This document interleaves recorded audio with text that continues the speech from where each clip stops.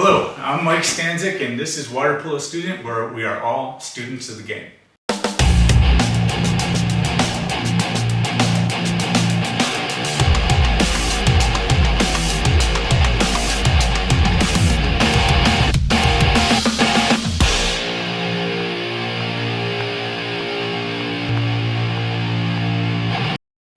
Today we're going to be talking about throws, free throws, corner throws, goal throws. So first we have to talk about how this video is going to play out. And so I'm going to start with kind of an overview of these and the rules that go along with them. And then I'm going to get a little bit more specific and showing some examples on the computer and showing some examples in a game situation. So depending on what you need, you feel free to move through the video as you see fit. This is part of a larger series of videos that I'm making that are looking at one specific topic and really going into the details of that topic. Instead of looking at a wide view of the game, we're going to look at just throws today. And so free throws, corner throws, and goal throws. So first off, what is a throw? A throw is essentially a pass to either a teammate, someone else, or a pass to yourself, which we call popping the ball or a pop.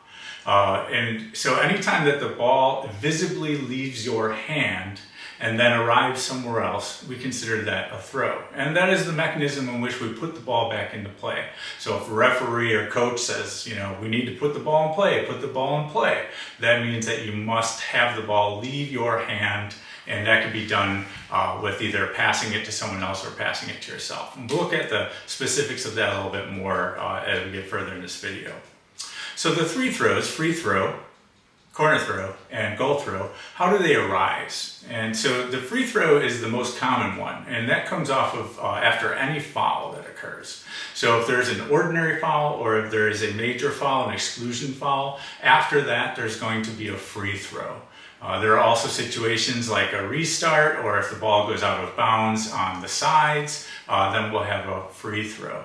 And so a free throw means that any defense that's near you must step back from you and give you a chance to make that free throw, to put the ball back into play.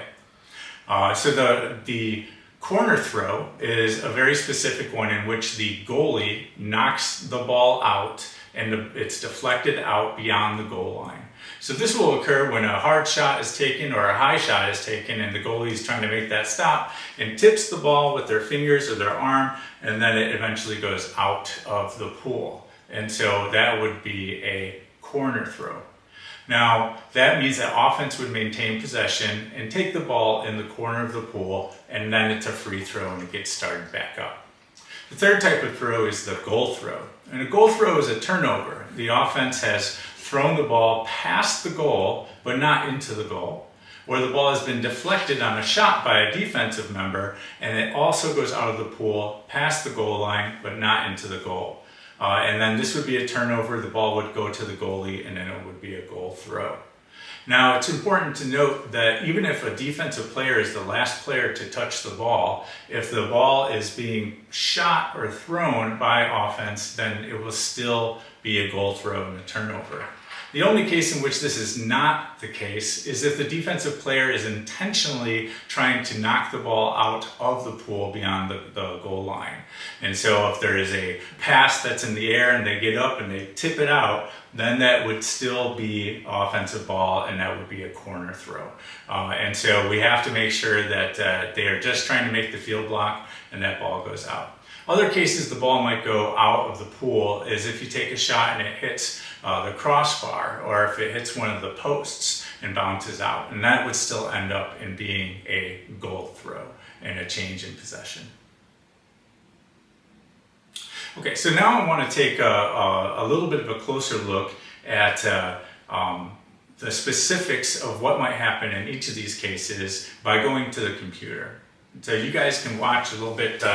If you want to stop it here or move along, go ahead. Otherwise, I'm going to transition to the computer and we'll go from there.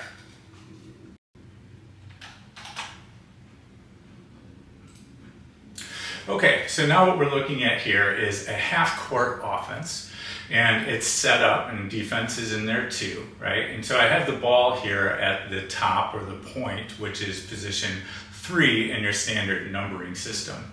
And let's just assume that we're going to have a free throw at this location. So this is where we're going to have our free throw. It's going to be an ordinary foul, and then it's going to be a free throw. Okay. So what we'll assume is that we have this player here, the white player that's guarding, and they attack the defender, and then it's a foul, and the ball gets knocked a little bit away, maybe just a little bit right there. Okay. So the whistle blows, the ref points in the direction of the blue team and says, you know, beep, there's a free throw. So what must happen here? First off, the defender, no matter where we are, must back up. Okay. And then the offensive player that's nearest the ball, so it's where the ball is located, so it could be here, that offensive player must capture the ball and then put the ball in play without undue delay. Something I didn't mention in the first section there is that these putting into play has to happen in a natural course of events. There can't be a long hesitation or a long delay before we put the ball into play. Now, while the ball has not yet been put into play, the offensive player is guarded from being attacked, and that's why that defensive player had to move back and give them some space. They get a free throw. As soon as they put the ball into play, whether they pop it or pass it, then the ball is live and normal rules apply, and the defense can attack that ball again. All right, so the defense has moved away, the ball is in the hands of the offensive player, and they must put it into play. Now, there are different rules depending on where this occurs. And so as we can see here in this the video that we're looking at, this occurs beyond the 6 meter line. So we're in an area that's beyond that 6 meter line. And that gives us particular rules that go along with that. So if you're beyond the 6 meter line, there's two things that you have to consider. So first, let's look at the general rules. You must put the ball into play. You can't move until you put the ball into play. And you can't take a shot until you put the ball into play. Furthermore, you can't take a shot after you put the ball into play, but you can move. And so that's a lot of little details there. So let me just go over them once again. So if you're gathering the ball after a foul and you have a free throw, you can't move, and you can't take a shot in general, okay? And then if you put the ball into play, you can move, but you still can't take a shot. That's general rules. Now, in this case, since we're beyond the 6 meter, we have some special rules that apply. And so again, when we're in this region beyond the 6 meter, and you have the ball, and you have a free throw, you have a couple of additional options. One, you can take a shot immediately. And so before you move, before you put the ball into play in any other way, you can take a shot on goal. Now the advantage of this is that you've been given some space, so you can take that shot. The disadvantage is that you're over 6 meters away from the goal. And so you can take that, it's called an immediate shot or a direct shot. You can take that shot, okay? You can't move the ball around and take a little pause and then take the shot, because now there's a delay before you do that. So that's a little bit different than putting the ball into play. You can't bobble it or anything and take that shot. It has to be immediate, okay? The second additional rule that you have, an advantage outside 6 meters, is that after you put the ball into play, where you normally would have to have someone else touch that ball before you can take a shot, you can actually take a shot and you can move up and take a shot. So outside of 6 meters, you can pop the ball, you can move anywhere you wish. Inside 6 meters, all the way to the goal, you can take a shot. That's what power you have there, okay? So just to look at this now on my screen here, so one thing that we can do is we can take a direct shot. So foul blows, we get the ball. And so now we can take a direct shot right on goal, okay? So that's a possibility, you can do that. The second thing you can do is pop the ball, so you can pop it, and then now you can move. So now you can move with the ball, or you can pass it off, you can move. And so what if you are like really slick and quick and you got past your defender? And now at this point, you can still take a shot. Even though you've moved beyond the 6 meter line into a different location, you are live with full shooting privileges. So that's what you get when you get a free throw outside of 6 meters, okay? One other thing that I wanted to talk about is that the place that the ball is sitting after the foul is called, when the foul is called, that's the location of the free throw. And so if the ball is here when the foul is called, then the player moves to the ball. That's the location of the free throw. You take the free throw at that location. What becomes interesting here is if there's a foul and the ball is, landed here, natural foul, the ball is there. That ball is outside 6 meters, so now we can recoup that ball and take the shot. Now, if it was intentionally pushed outside of 6 meters, something like that, there would be problems with that, and the refs would deal with that appropriately. But if it naturally falls at a location where the foul takes place outside of 6 meters, then that would be a 6 meter rules for that shot. Okay, so that's a foul outside of 6 meters. So let's now move a couple people inside of 6 meters and say we're at this location here. And what happens in the position between 6 meters and 2 meters? The rules have changed. Once you are inside 6 meters, now the rules are the original rules for a free throw. You can't take an immediate shot, that's not available to you. And you can't take a shot after you pop it. You have to pass it, someone else has to touch it first before you can take that shot. So again, if we look at the screen, what we have here is, let's say this player was attacking, the white player attacks the blue, and then we have a foul.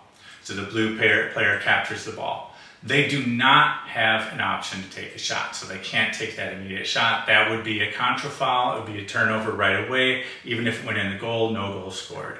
Okay? They can pass it. They can pass it anywhere they wish. Okay? They can, this guy's in the 2 meter area, let's bring him out of there. And they can pop it to themselves if they want to, okay? Or they can pop it and move. Once they pop it, they're free to move. And now they've made a nice move and they're inside the defensive position. Want to take a shot. Can they take a shot? No, because we need a second player to actually touch the ball first. So they can dish it out to the outside, a little give and go, move up, get that pass back, and now they can take a shot. That is totally fine. But someone else has to touch the ball before they can take a shot. An interesting thing that might occur here is that the defense might be that second player. So for instance, maybe the blue player puts the ball on the water, defense makes a swipe for it, hits it a little bit, and then the blue player picks it back up and moves forward. This is now a shootable ball because 2 players have touched it. And so not only does your teammate have the ability to be that second player, but a defender also has the ability to be that second player. And so that's something that you kind of learn as you get in the pool, and as a new player you might not realize that, but veteran players will definitely take advantage of that type of situation. So a recap of the rules there is that if you have a foul, the defense has to give you space. You cannot take a shot immediately. You can't take a shot after you put it in play. You still have to put it in play without undue delay. And then once you do that, you can move, but you have to have a second player touch it via a pass or an attempted steal before you can actually take that shot. Now, just to kind of finish this whole dialogue here, if you pass to a player, they can take a shot, because that's 2 people touching it, you and the player that you passed it to. So that's not a problem. You can pass it once you pass it to someone else and they retrieve it, and then it is a shootable ball. Okay. So everything that I've just said here is going to apply to the next situation. The next situation is inside 2 meters. So if you're inside 2 meters, whether it be inside the 2 meter area or inside 2 meters outside the 2 meter area, and you're fouled, okay? You get a free throw, but here's the thing. You can't take that free throw from inside of 2 meters. So you're gonna have to bring the ball outside of 2 meters and take that free throw. Now you can put it into play and move inside of 2 meters again, because that's a location you're welcome to go in, but you can't take that free throw from inside of 2 meters if you get that foul. So that's just something to be aware of. Everything else is the same as if you were inside 6 meters, and so that you can't take a direct shot, you can't start to put it in play and then take a shot. So those are not available to you. Okay. So I think those are all the rules that we kind of want to look at for these free throw situations. If you find anything that's missing, please send me an email about it or put a comment on this video so that I can take care of that. Last thing, putting the ball into play, we talked about it must leave your hands. I'm going to show a little demonstration of that in a bit, but for now I just want to say that the way that people typically do that is they put their ball on their hand like so, like a little serving tray, and they toss it up and down and they catch it. And you'll see that in the example videos as well. So let's move on to the next throw, and that's a corner throw. And so I'm going to set this up again. We're going to look at the computer. Okay. So when does a corner throw occur? A corner throw occurs when the last person to touch the ball is the goalie before it goes beyond the goal line. All right, so first off, where is the goal line? We want to know where the goal line is. It's basically the line that extends from the front edge of the goal all the way to the end. Now, the goal line is a little bit in front of the lane line, but for all intents and purposes, the lane line is kind of considered that goal line. And so there's sort of where we get into that goal line. I guess I could have just drawn it like that, right? So there's the goal line that you would the ball has to pass that for it to be considered to be a corner throw. All right, so let's go ahead and make this player at the 3 position throw the ball for a shot. So this person's going to take that shot. They take a shot, they're trying to hit that right side, and what happens is the goalie touches it and blocks it, but they didn't get a full block onto the water, and it goes out over the goal line. Okay, and so in that case, there would be one whistle, beep. The ref would point in the direction of the attack, and also will point with his finger or her finger to the 2-meter line on the side that it goes out. And so note that this went out of the pool on the right side. And so if I were to have the ball go out anywhere on this side, then the corner throw is going to take place on that side. And this happens to be the bench side, but that really has nothing to do with anything. But then the ball will be put over here. So since the ball has gone out, typically this ball is going to come in from goal judge or maybe a coach or a referee, and we'll throw it right in the water at 2 meters.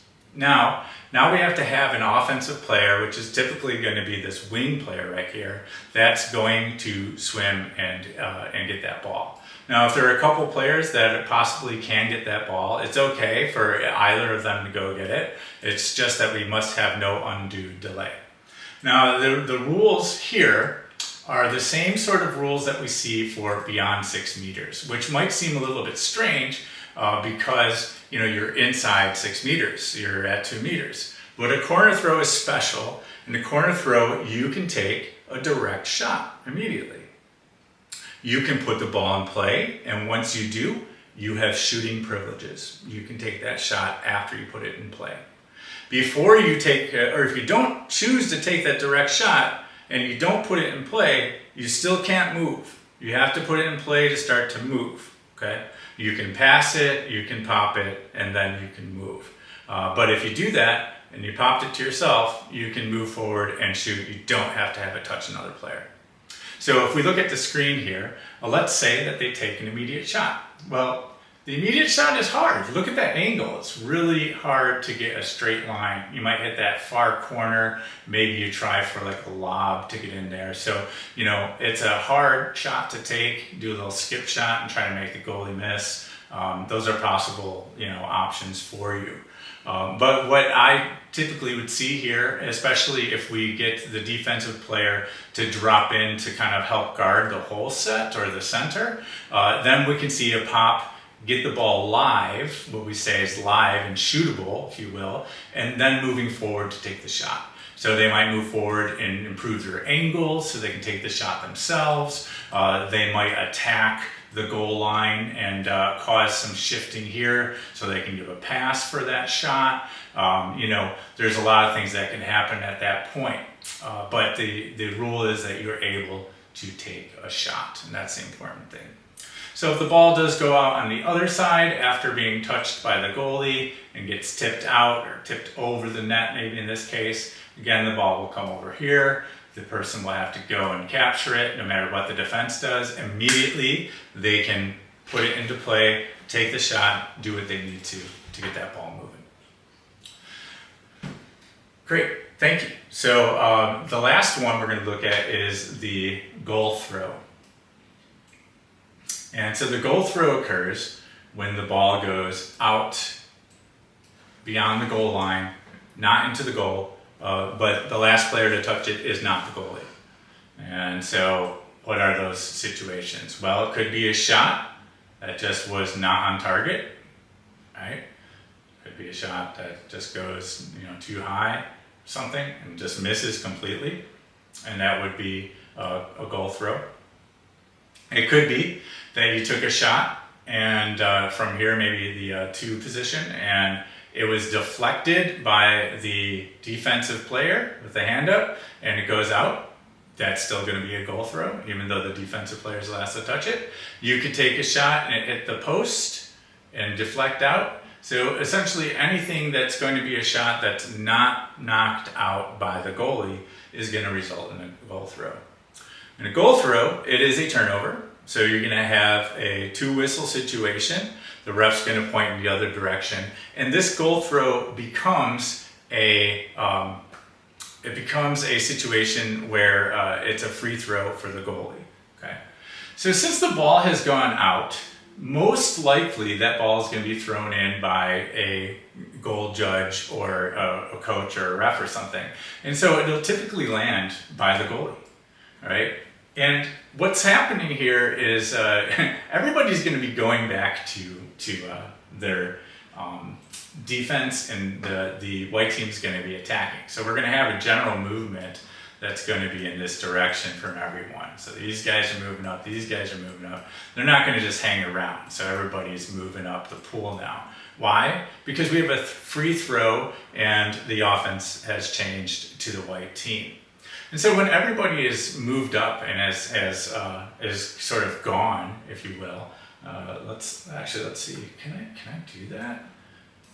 Can I select? Uh-oh. Let's not do that. All right, let's see if I can. Nope. No, I'm not going to do this then. Okay. Great, there we go. Okay, I thought maybe I could move everybody up, but I can't. So let's just assume that everybody now is swimming up the pool. Now the goalie is going to have the ball inside 2 meters. So anywhere here is fine, wherever the ball comes. Once they grab the ball and they have possession of the ball, now it's a free throw. So what are the rules of a free throw? Well, they are way beyond 6 meters now on their attacking direction, so they can take an immediate shot. So they can take that ball and take a shot and do a full court shot. Is that a likely go? No, but I know sometimes you might want to try that. Maybe the goalie's out or something. The second thing is they can pop it. So they can pop it and then start moving with it. Third thing is they can pass it. Those are the 3 ways that they can put it into play. Now, if they don't do any of those things and they start moving with it, this is now a foul. So they have not obeyed the rules of a free throw. And now this will take them, they'll lose the ball and they'll come back the other way. Okay, so that is a goal throw. I think that's really all there is to it. There's not much additional rules that go along with that, so we'll leave it at that. Last thing I want to talk about is, what if we have a foul and the ball lands in a place that's not immediately identifiable? Who should be taking that ball? And so, for instance, let's say that white has the ball here, and they got the ball on a turnover, they stole it, and then blue fouls that ball, but in the process the ball lands right there. Okay, and so who is going to get that ball? Well, most often, in my experience, for more novice players, the player that was fouled is the one that goes and gets it. Even though in this case, you can see that they're about equidistant. And so it would make more sense here if we had this offensive player, now the white player, move up the pool, and then this guy go and get the ball, because then we are furthering the attack instead of leaving the ball, our players further behind. So we're moving our player back from the offense if we move this player to get the ball instead of moving this player to get the ball. So that's something you can work into with your athletes, or if you're an athlete yourself, to make sure that you're making that happen in that communication. And one of the examples you'll see in the videos that I'm going to provide for you, you'll see that both players decide that it's going to be to their advantage to swim up the pool. And so in that case, we have both players leaving the ball or swimming away from the ball. And if both players swim away from the ball, there is an undue delay. No one that is the near closest person has gone to the ball to put it into play. And so immediately the ref's going to call a contra foul, a foul in the other direction on the offense, and say, hey, guess what? It's blue ball again now. So double whistle, beep, beep, and it's blue ball because they didn't properly take the free throw. Okay. Thanks a lot for watching. We're going to get into the section now where you can watch some of the videos, and I hope you enjoy those. Right here, we're going to look at a pop. And so right now, the ball's going to come up. These two are approaching to get the ball, and then there's going to be a foul here. There's the foul. The defender moves away to get some space, and there's the pop, and then we have the pass. So there's a case where we have an ordinary foul, and then we have, and then we have a pop. So let's just take a look at that again. We're going to look in a little bit more slow motion here. So let's go play back half speed and take a look. All right, so ball is passed to this player who is swimming back, releasing to the ball, and a little bit of a fight. There's a cutoff, which is nice, and then we get the ball. No foul because the players don't hold on to the ball, drops the ball, gets the foul. Defender moves back to give space, which is required. And now we have to put the ball in play. And so we do a pop, and the ball is in play. And there we have it. This one we're going to see a shot that goes out of bounds, and so there's going to be a goal throw. So this is a goal throw example. There was a foul, there's a pass here, this is going to be a shot. That shot goes out of bounds, and now we have a goal throw. The goal throw, now she has the ball, she pops it, and it is back into play. So that's how quickly it happens. So now let's take a look at this in slow motion. So go ahead and pause it, go back to slow motion, and let's rewind it. Let's see, right about here. Okay, and all right, so we have the ball, move it, it's going to draw the foul, we get one whistle, and then she's going to pass it right away, so there's no pop here, just immediate pass, and receive. Now we got a shot. That shot goes wide, and now it's a goal throw. So there's the foul, it's a goal throw, and now the goalie gets it, and the goalie puts it in play by popping it, and now we're in play again. Example of a deflection that results in a corner throw. And so right here, we got a pass. This is going to be a shot, and you're going to see the goalie's going to deflect it over the goal. And there's the deflection over the goal. So now it's a corner throw. You see the refs are pointing to the corner and pointing in the direction of the attack. The ball is put at the sideline at 2 meters, and the player pops it, making it live, and then gets attacked. So let's look at that again in slow motion.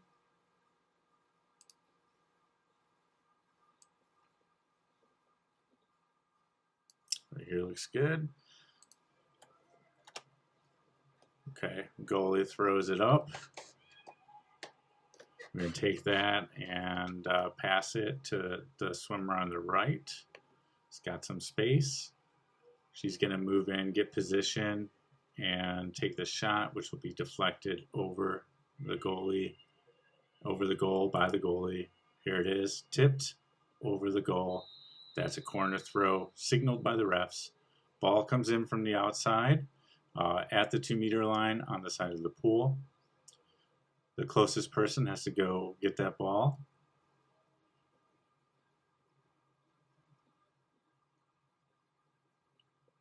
and there's the ball now in hand. Now she's got to put it in play. She does so by doing a pop. Putting it in play, the defender can attack. There we have it.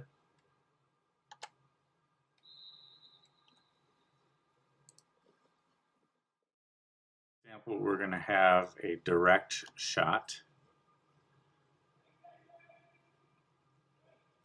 So this isn't the shooter just yet. So we have a pass. This is going to be the shooter. Here's the foul.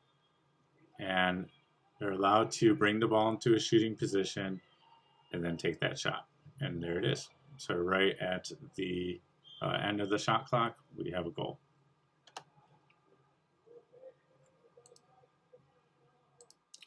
And let's take a look again at that. We'll just start it right here. We're going to go in slow motion. All right, so here we have the release from the wing, pass from the top. Here's the foul, a single whistle saying that offense still has possession. She moves to the ball, captures the ball, and then in one motion brings it into a shooting position and takes that shot. And that is a legitimate direct shot or immediate shot for the goal. Example, we talk about undue delay, and so what happens here is that there is a foul called, and none of the athletes that are near the ball actually go get the ball to take the free throw. They actually swim away from the ball, and as soon as you're swimming away from the ball and no one's going to get the ball, the refs are going to call a contra foul. They're going to call a foul in the other direction, a turnover, and saying that, hey, there's a delay here. No one's trying to get the ball and put it in play. And so that's what you're going to see in this example here.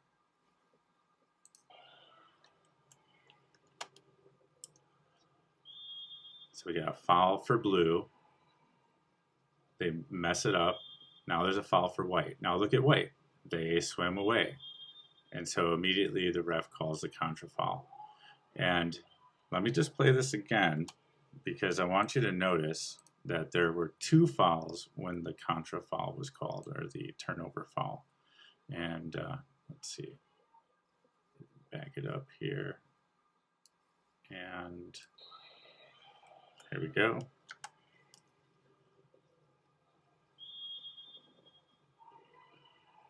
Foul, messes it up. Two whistles. Sorry, I said two fouls. No, it's two whistles for the contra foul.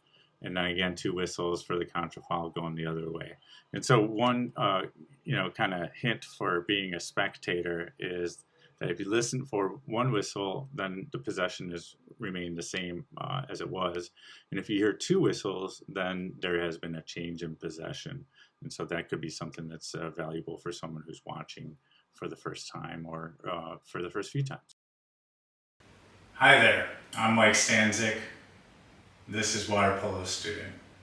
So I just wanted to show you a couple ways that we can put the ball into play. And if you're out, you got fouled, you pick that ball up, what are you going to do? All right, so the first way that people put the ball into play is just by passing it to another player. And the second way is by popping it. So what does popping it mean? So let's just say that the water level is around my shoulder, chest level right here. So to take the ball out of the water, and you have to visibly let the ball leave your hand. So there has to be space between your hand and the ball. So a typical way that people will pop it is just throw it up and down like so. They just pop it like that. So just pop the ball, throw it up, and catch it. And they can do it above their head if they want to. Just pop it is making some visible distance between your hand and the ball. And so that's what we want to do. So that would be a pop. The second way that you can pop it is do that visible distance without your hand underneath, but your hand above. And so this is typically dropping it on the water. So if I take the ball and I drop it, that's going to be a pop. So I can say, oh, there it is, it's on the water, and now I can start swimming for it. I can give it a little toss in front of me and then start swimming. So as long as it's visible. What you don't want to do is to take that ball and place it on the water and then start swimming because it hasn't left my hand. So I could drop it, I could give it a little toss, but I can't place it. If I place it on the water, then there has been no separation. The ball is not yet in play. So pop it like so, drop it, or pass it. Thank you. This has been Mike Stanczyk, and this has been Water Polo Student. I'll see you next time.